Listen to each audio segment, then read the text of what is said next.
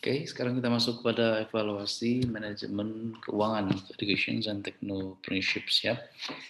Kita harus tahu dulu pertama pengertian dari monitoring dan kemudian evaluasi sebelum kita masuk kepada manajemen keuangan itu sendiri. Monitoring itu apa?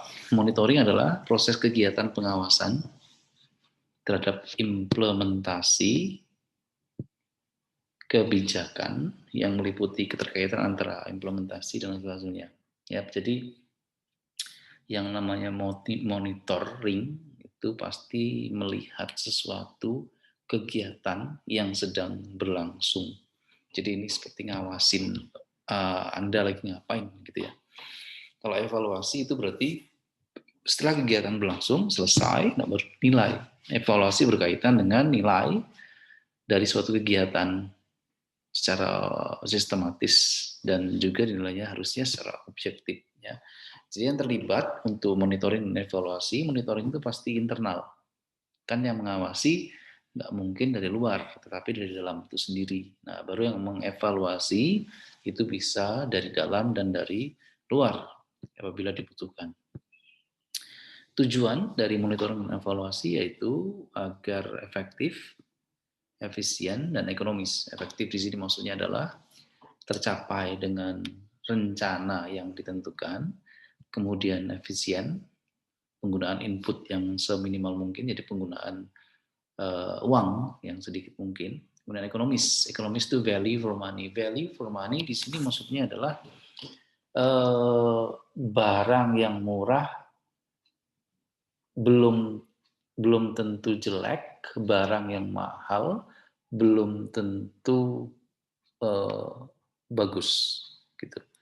Jadi value for money ini misalnya begini, ada HP iPhone ya misalnya, HP iPhone itu kan orang mengiranya harganya mahal, harganya sekian juta, apalagi yang terbaru ini harganya hampir 20 juta gitu ya, yang paling pro itu, atau sekitar di atas 20 lah. Kemudian laptop MacBook itu juga dianggap mahal, meskipun Asus yang generasi yang paling bagus juga banyak sekali yang lebih mahal daripada itu, tergantung isinya sebenarnya. Nah, mahal tetapi kualitasnya terjamin. Jadi Apple itu kan bisa menjamin bahwa tidak ada virus dan memang lancar-lancar semua. Paling kerusakannya entah jatuh, entah kena air dan seterusnya itu umum lah seperti biasa. Ya, jadi value for money ini uang yang dikeluarkan itu sesuai dengan kualitas yang didapatkan. Ya, manajemen keuangan pengertiannya adalah kegiatan perencanaan, pengelolaan, penyimpanan, serta pengendalian dana dan aset yang dimiliki oleh suatu perusahaan. Jadi ini seperti jadwal yang belum dilakukan, rencana saja. Ya, rencana dari pengelolaan, penyimpanan, dan pengendalian dana.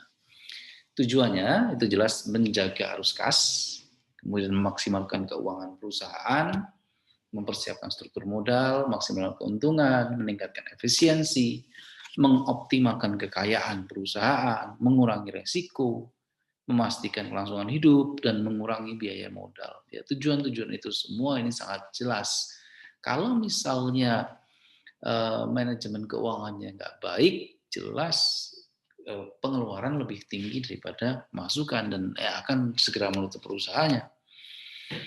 Fungsinya itu jelas planning, planning itu rencana, budgeting, keuangan, controlling, auditing, mengauditing, mengevaluasi ya, kemudian reporting, laporan.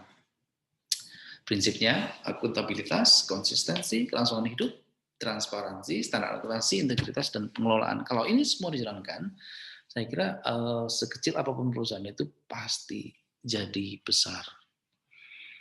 Tipsnya, pisahkan rekening pribadi dan perusahaan, alokasikan pengeluaran untuk menggaji diri sendiri, kemudian buat laporan keuangan, catatan proyeksi arus kas, keluar masuknya berapa, hindari uang menginap di karyawan, kemudian cek stok, dan pisahkan kasir dengan akunting. Kesimpulannya adalah manajemen keuangan di sebuah perusahaan adalah transparansi. Tanpa transparansi, tanpa sesuatu yang jelas, arus kas itu tidak akan bisa diamati secara acak-acakan gitu. Jadi semuanya harus berdasarkan planning, rencana, sehingga kontrolnya itu membuat eh, yang kelihatan itu jadi jelas untuk semua. Kalau sudah jelas, jadi jujur. Karena jujur adalah masalah keuangan dalam sebuah perusahaan dan sangat rentan untuk dimanipulasi. Demikian untuk manajemen keuangan. Terima kasih.